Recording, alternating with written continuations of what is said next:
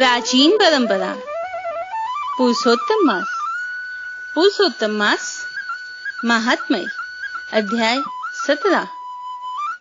नारद जी बोले, हे कृपा के सिंधु, उसके बाद जागृत अवस्था को प्राप्त उस राजा रणधनवा का क्या हुआ, सो मुझसे कहिए, जिसके सुनने से पापों का नाश कहा गया है। नारायण जी बोले, अपने पूर्व जन्म के चरित्र को सुनने से आश्चर्ययुक्त तथा और सुनने की इच्छा रखने वाले राजा रणधनवा से वाल्मीकि ऋषि फिर बोले। वाल्मीकि मुनि बोले, इस तरह स्त्री के मुख से शीतल वाणी को सुनकर सुदेव शर्मा धैर्य धारण कर हरि भगवान में चित्त को लगाता हुआ दीर्घ श्वास लेकर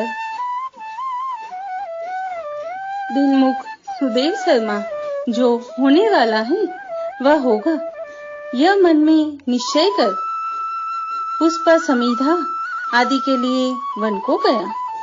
इस प्रकार करते उस सुदेव शर्मा का कितना ही समय बीत गया।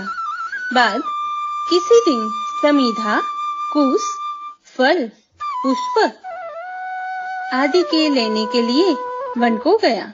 वहां जाकर सुदेव शर्मा मन से हरि भगवान के चरण कमलों का ध्यान करने लगा। उसी दिन उसका लड़का सुखदेव अपने मित्रों के साथ बावली को गया। बावली में प्रवेश कर समवयस्क मित्रों के साथ जल यंत्रों से जल फेंकता हुआ और बार बार हंसता हुआ खेलने लगा। गर्मी के ऋतु में बार बार जल में खेलता हुआ हर्ष को प्राप्त हुआ। इस तरह प्रेम में मग्न सब बालकों से खेल करते हुए अथा जल में खड़ा हुआ। वह सुखदेव बालक मित्र बालकों से पीड़ित होकर मित्र वर्ग के भय से भागने की इच्छा करता हुआ और भाग्य से प्रेरित हो अपने श्वास को रोककर अपने मित्रों को छलने की इच्छा से वहां अथा जल में गोता लगाया, किंतु उस जल में व्याकुल होकर उससे बाहर निकलने की इच्छा करता सहसा उस अथा जल में वह बालक मृत्यु को प्राप्त हो गया। जल से निकलते हुए बालक को न देखकर वे सब समवयस्क मित्र बालक चकित होकर हाहाकार करते हुए बहुत जोर से दौड़े और अत्यंत शोक से ग्रस्त वे बालक उसकी माता गौतमी से जाकर बोले। उन बालकों के अत्यंत अप्रिय वज्रपात के समान वचन को सुनकर पुत्र में प्रेम करने वाली वह गौतमी तुरंत पृथ्वी पर गिर गई। उसी समय वन से सुदेव शर्मा आया। पुत्र का मरण सुनकर कटे वृक्ष के समान पृथ्वी पर गिर गया। बाद दोनों ब्राह्मण स्त्री पुरुष उठकर बावली को गए, जहां जाकर मृत पुत्र का आलिंगन कर उसके शरीर को गोद में लेकर सुदेव शर्मा बारंबार पुत्र का मुख चूमने लगा। अपने गोद में स्थित मृत पुत्र को बार बार देखता हुआ रोता विलाप करता गदगद अक्षर से बोला।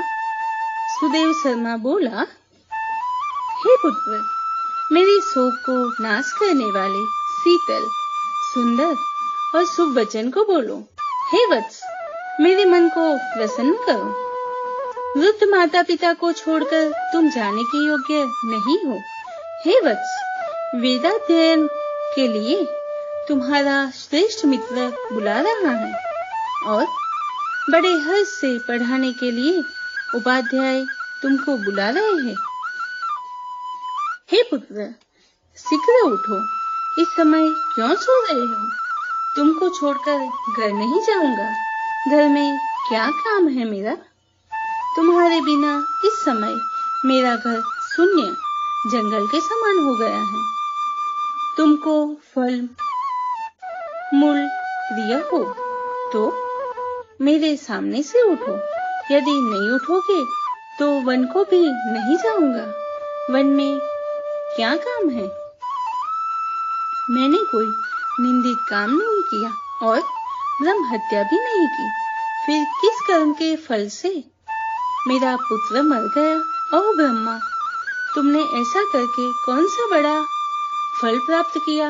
हे निर्दय वृद्ध, दिन मेरे नेत्र को लेकर निर्धन का धन और दोनों स्त्री पुरुषों का सहारा इस पुत्र को हरण करते तुमको लज्जा क्यों नहीं होती? सर्वत्र तुम दयालु हो, परंतु मेरे विषय में निर्दय हो गए हो, सो क्यों? अहो, आश्चर्य है, मेरे भाग्य से यह उल्टा कैसे हुआ है? स्वभाव से सुंदर पुत्र की खोज इस समय में कहाँ करूं? हे पुत्र, तुम्हारे मुख और सुंदर नेत्र को कहाँ देखूंगा? मेघ जल को बरसता है, पृथ्वी धान्य को पैदा करती है, पर्वत रत्नों को और समुद्र मुक्तासार मणि को देते हैं, परंतु उस देश को नहीं देखता हूँ जहाँ मरा हुआ पुत्र मिलता हो, जिसके शरीर का आलिंगन कर हृदय के ताप को छोड़ता है। हे वत्स, तुम एक बार शीघ्र वचन सुनाओ और दया करो। तुम्हारी माता लज्जा छोड़कर चिल के समान अत्यंत विलाप करती है। हे पुत्र, उसको देखकर तुमको दया क्यों नहीं पैदा होती है? माता पिता की आज्ञा बिना तुम कभी भी नहीं गए। हे पुत्र, हम दोनों से बिना पूछे ही दूर के मार्ग को गए हो क्या? इस समय किसके वेदाध्ययन की उत्तम वाणी को सुनूंगा? हे वत्स, आज तुम्हारे और तुम्हारे मनोहर मधुर वचन के स्मरण से मेरा हृदय 100 टुकड़ा नहीं हो रहा है, क्योंकि मेरा हृदय लोहे के समान है। हे कौशलेंद्र राजा दशरथ, तुमको हम धन्य मानते हैं, क्योंकि रामचंद्र के वन जाने पर पुत्र के ताप से दग्ध वे प्राणों को नहीं रख सके, परंतु पुत्र के मर जाने पर भी जीवित रहने वाले मुझको धिक्कार है। हे गोविंद, हे विष्णु, हे यदुनाथ, हे नाथ, हे श्री रुक्मणी के प्राणपति, हे मुरारे, हे दिन पर दया करने वाले, हे दयालु, पुत्र रूप अग्नि के ताप से स्तन मेरी रक्षा करो। हे देवाधिदेव, हे समस्त लोक के नाथ, हे गोपाल, हे गोपीश, हे चक्र को हाथ में धारण करने वाले, हे यमुना के विष दोष को हरने वाले, पुत्र रूप अग्नि के ताप से स्तंभ मेरी रक्षा करो। हे वैकुंठ के वासी विष्णु, हे नरकासुर के नाशक, हे चराचर के आधार, हे संसार रूप समुद्र से पार करने के लिए जहाज रूप अर्थात संसार समुद्र से पार उतारने वाले, हे ब्रह्मादि देवताओं से नमस्कृत चरण पीठ वाले, पुत्र रूप अग्नि के ताप से स्तंभ मेरी रक्षा करो। हमारे समान सर्व दूसरा कोई नहीं है, जो मैंने देव की पुत्र श्री कृष्णचंद्र के वचनों का उल्लंघन कर पुत्र में दुराशा की। कौन अभागा पुरुष भाग्यमय न रहने वाली वस्तु को प्राप्त कर सकता है? इति श्री ध्रुव नारदीय पुराणे पुरुषोत्तम मास महात्म्ये सप्तदशोऽध्यायः। पुरुषोत्तम मास अधिक मास की खूब खूब मंगल बधाई। ओम नमो भगवते वासुदेवाय।